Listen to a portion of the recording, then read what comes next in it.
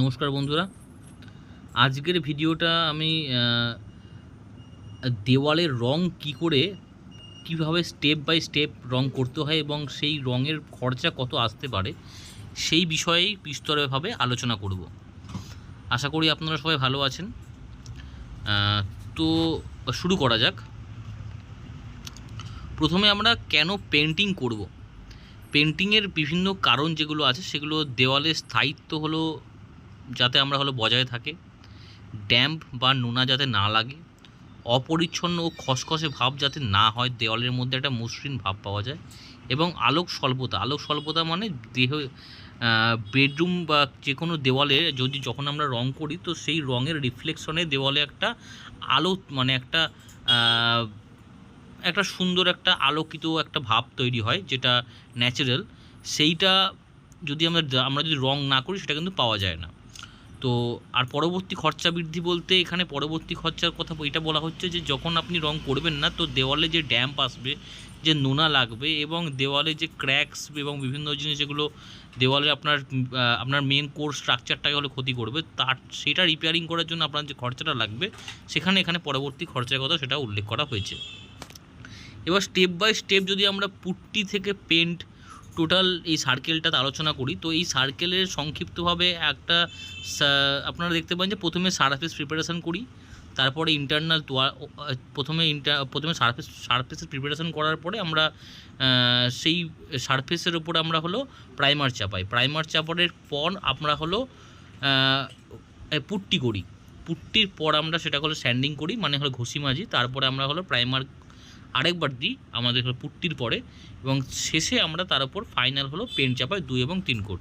তো সেইটাই আমি একটু বিস্তারিতভাবে আলোচনা করছি। প্রথমে সারফেস প্রিপারেশান বলতে এইটা বোঝানো হচ্ছে যে সারফেস প্রিপারেশানটা দেওয়ালের মধ্যে উপরে যখন একটা প্লাস্টার সারফেসের ওপরে যখন আপনি পুট্টি চাপাবেন তো সেই প্লাস্টারের ওপর বিভিন্ন বালির মানে মোটা বালি যে আপনার কণাগুলো থাকবে, সেই কণাগুলো কিন্তু আপনার ওই পুট্টিটাকে কিংবা প্রাইমারটাকে কিংবা পেনটাকে ভালোভাবে ওর ওপর কিন্তু ধরতে দেবে না। তো সেই সারফেস প্রিপারেশন করার এটাই অর্থ যে সারফেসটাকে এতটাই স্মুথ করে দেওয়া হয় যাতে কোনো রকম অবাঞ্ছিত মানে কণা, যেই কণাগুলো আমাদের নেক্সট স্টেপের যেই মানে প্রসেসটাকে কোয়ালিটির দিক থেকে সেটা কিন্তু একটা বাজে একটা আমাদের সমস্যা ক্রিয়েট করতে পারে। তো তার জন্য সারফেসটাকে ভালোভাবে আমাকে পলিশ করে নিতে হবে যাতে কোনো ডাস্ট কিছু না থাকে, ডাস্ট বা স্যান্ডের কোনো দানা কিংবা ঠিকঠাক যাতে আমার সারফেসটা থাকে। তো তারপরে প্রথম কোট ইন্টারনাল প্রাইমার মারা হয়, ফার্স্ট কোট প্রাইমার সেই সারফেসের ওপরে, যেটা আমরা ঘষে মেজে যেটাকে আমরা সারফেসটাকে ঠিক করেছিলাম, ক্লিয়ার করেছিলাম। তো তার উপরে আমরা প্রথম কোট ইন্টারনাল প্রাইমার করলাম। ইন্টারনাল প্রাইমার পড়ার পরে তারপরে আমরা 2 কোট কিন্তু পুট্টি মারবো। 2 কোট কিন্তু পুট্টি মারবো। সেই পুট্টি মারার পরে আমরা এখানে আপনাদের মনে প্রশ্ন আসতে পারে যে প্রাইমারটা মারার পরে আমি পুট্টিটা মারছি কেন, পুট্টিটা আগে মারলাম না কেন? তো প্রাইমারের বেস কোট কিন্তু পুট্টির বেস কোট কিন্তু প্রাইমার। পুট্টিটা যখন আপনি মারবেন সেখানে পুট্টিটা আপনার প্রাইমার থাকলে প্রাইমারটা ওই পুট্টিটাকে অনেক দিন পর্যন্ত ধরে রাখতে পারবে। ঠিক আছে, প্রাইমার কিন্তু একটা বেস মেটেরিয়াল। সব সময় ক্ষেত্রে আমরা এই পেন্টের ক্ষেত্রে পেন্টিংয়ের পুরো প্রসেসের ক্ষেত্রে প্রাইমারটাকে আমরা একটা বেস মেটেরিয়াল হবে আমরা ধরে চলবো। কারণ এটা জিনিসটা এরকম যে আপনি যদি ডাইরেক্ট পুট্টি দেওয়ালের ওপর যদি মানে করেন তাহলে আপনার দেওয়ালটা যতটা সুরক্ষিত থাকবে তার থেকে বেশি আপনি যদি প্রাইমার মেরে তারপরে পুট্টি করেন তাতে কিন্তু সুরক্ষাটা অনেকটা বেশি থাকবে। অনেকে কস্ট এফেক্টিভের জন্য বাড়িতে লোকাল যারা আছে বিল্ডার, লোকাল যারা বাড়ি করে তারা হয়তো প্রাইমারটা হয়তো না মেরেই পুট্টি করেন, কিন্তু আমার অনুরোধ থাকবে যে প্রাইমার আগে করে তারপর পুট্টি করবেন। বাকি কস্টের যেগুলো আছে সেটা আমি আপনাদের এই ভিডিওর মাধ্যমেই বলে দিচ্ছি। তো পুট্টি 2 কোট করার পরে আপনি সেটাকে স্যান্ডিং করলেন। আচ্ছা, এই স্যান্ডিং আর সারফেস প্রিপারেশান কিন্তু আলাদা। সারফেস প্রিপারেশানটা যে আপনি দেওয়ালের ওপর থেকে একটু ঝাড়ু দিয়ে দেওয়ালটাকে পরিষ্কার করলেন যাতে দেওয়ালের মধ্যে কোনো ডাস্ট না থাকে, প্লাস্টার করার পরে যে বালি ভাবটা থেকে যায় সেটা যদি, সেটা হলো আপনার সারফেস প্রিপারেশন। স্যান্ডিংটা কিন্তু আপনার ঘষা মাজা যেটা বলছি সেটা হলো যে যেটা সিরিজ পেপার বলে, সিরিজ কাগজ দিয়ে দেওয়ালটাকে ভালো করে মানে পুট্টি করার পরে যে আন্ডুলেশন থেকে যায় মাঝে মাঝে দেওয়ালে, সেই ভাবটা কিন্তু থাকবে না, পুট্টিটা একদম লেভেলে চলে আসবে। আপনি লাইট টেস্ট করে মানে বিভিন্ন, আপনি যদি লাইট মেরে দেখেন দেখতে পারবেন যে কোনো জায়গায় কোনো আন্ডুলেশন থাকবে না এই স্যান্ডিংটা করার পরে। স্যান্ডিংটা এই কারণেই করা হয় যাতে পুট্টির পরে যখন আমরা নেক্সট স্টেপে যাব সেখানে কোনো রকম টেরা ব্যাকা কোনো উঁচু নিচু ভাব যাতে দেওয়ালের মধ্যে না বোঝা যায়। তো তারপরে করার পরে আমরা স্যান্ডিং বা আমাদের হলো ঘষা মাজার পরে আমরা আরেকটা প্রাইমার কোট মারবো। এই প্রাইমার কোটটা মারবো আমরা পুট্টিটাকে, মানে পুট্টিটাকে হলো সুরক্ষার জন্য। প্রথমে আমরা প্রাইমার মারলাম প্লাস্টারের ওপরে, তারপর প্রাইমার করার পর পুট্টি করলাম যাতে দেওয়ালটা সুরক্ষিত থাকে। এবার পুট্টি করার পরে আবার প্রাইমার মারছি যাতে পুট্টিটা সুরক্ষিত থাকে। মানে বেস, এটা বেস ম্যাটেরিয়াল কার, আমার টপ কোট মানে ফাইনাল পেন্টিংয়ের বেস ম্যাটেরিয়াল হলো আমার এই প্রাইমারটা। তো ওই প্রাইমারটা মারার পরে আমি যখন টপ, সেখানে 2 কোট হতে পারে, 3 কোট হতে পারে, সিঙ্গেল কোট হতে পারে, সেটা আপনার ব্যক্তিগত বিষয় এবং আপনার সেটা কতটা দেওয়ালে মানে প্রয়োজন সেটা। সাধারণত 2 কোট আমি সাজেশন হিসেবে বলতে পারি 2 কোট পেন্ট ইজ সাফিসিয়েন্ট। তো 2 কোট করার পরে আপনাকে ওই দেওয়ালটা পুরো কমপ্লিট হয়ে যাচ্ছে। তো এরবার আপনার যদি ম্যাটেরিয়ালের হলো কত ম্যাটেরিয়াল লাগতে পারে কভারেজ, তো সেখানে প্রাইমার, পুট্টি এবং 3টে জিনিসেরই কিন্তু এখানে কভারেজ দেওয়া হয়েছে। আপনারা পরিষ্কার দেখতে পাচ্ছেন যেখানে পার সিঙ্গেল কোট 1 কোটের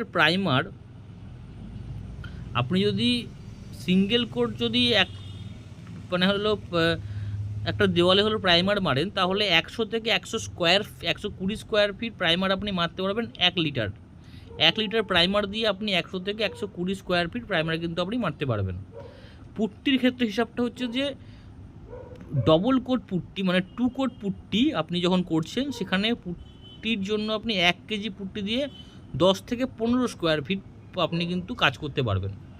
আর পেন্টের ক্ষেত্রে কি বলছে, যে ডাবল কোট পেন্ট আপনি করবেন 80 থেকে 90 স্কোয়ার ফিট পার লিটার, 80 থেকে 90 স্কোয়ার ফিট পার লিটার, 1 লিটারে আপনি 80 থেকে 90 স্কোয়ার ফিট পেন্ট কিন্তু ইউজ করতে পারবেন।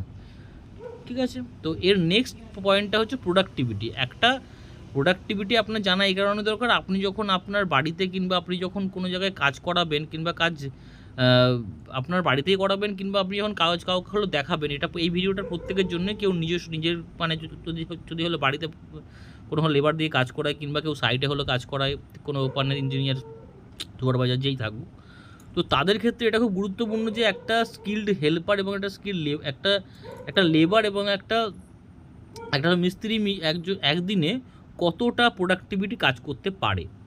তো সেখানে আপনারা এখানে পরিষ্কার দেখতে পাচ্ছেন যে একটা স্কিল্ড এবং একটা হেল্পার মিলিয়ে 300 থেকে 400 মোটামুটি একটা এভারেজ মানে প্রোডাক্টিভিটি মানে জাস্টিফাইড প্রোডাক্টিভিটি 350 থেকে 400 স্কোয়ার ফিট প্রতিদিনই কাজ করতে পারে একটা স্কিল্ড একজন মানুষ, একটা হলো হেল্পার তার সঙ্গে।